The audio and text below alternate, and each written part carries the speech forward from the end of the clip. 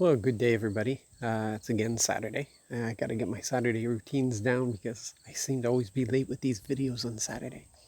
And I just finished exercising, so whew, yeah, got to stay in shape. I'm telling you. I think the older you get, the more important that is. The Lord's given us this body. We only get to use it once, so let's use it with wisdom. So Nehemiah chapters 6 and 7. This reads like a suspense novel, almost like a thriller, as as you read through Nehemiah. From the day he arrived, there's a reason why Nehemiah went in secret without telling anybody. Went out at night to do the measurements and check it out, see what damage was, what this was going to entail. He knew the atmosphere in that place. He knew what it was going to be like, and so he went out in this secrecy to take care of this. And we can see from the first day that he got about this business, he was in trouble. The provincial government was against him, and they did all kinds of things to try to discourage him. They hired prophets to discourage him by giving false prophecies. They themselves were threatening his life every day. He had to get his people to work, those who had volunteered to do this work. He had to get them to work with one person on guard, the other person doing the building with the sword strapped to them. He had the officials, the Jewish officials, had been bribed by the provincial government to try to discourage him. They tried to ruin his reputation, getting him to hide, and just the work itself was already a challenge, let alone all these things. And you can have a bad day, and you'll make it.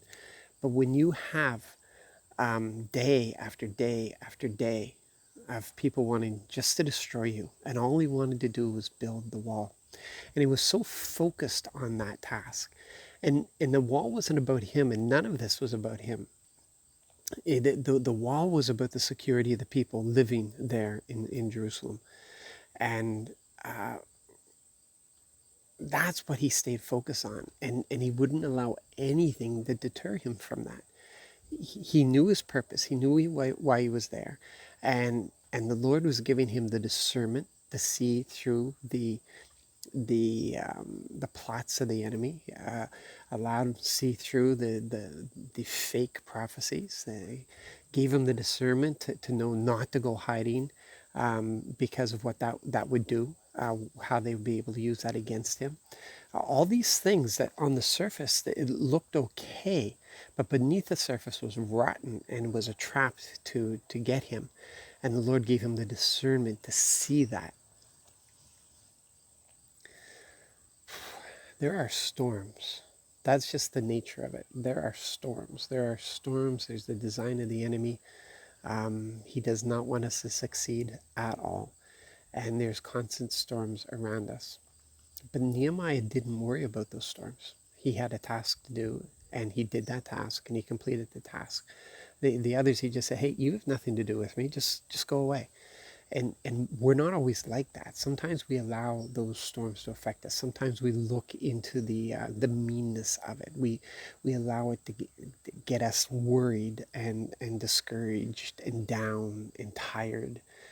And you were called. You were called, and you have purpose. You have design, and you're not allowed to allow those. That's why Jesus said, like, in this world you're going to have trouble, but don't worry about the world because I've overcome it.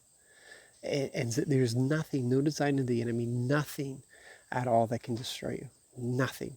And even, listen, these things cost sacrifice.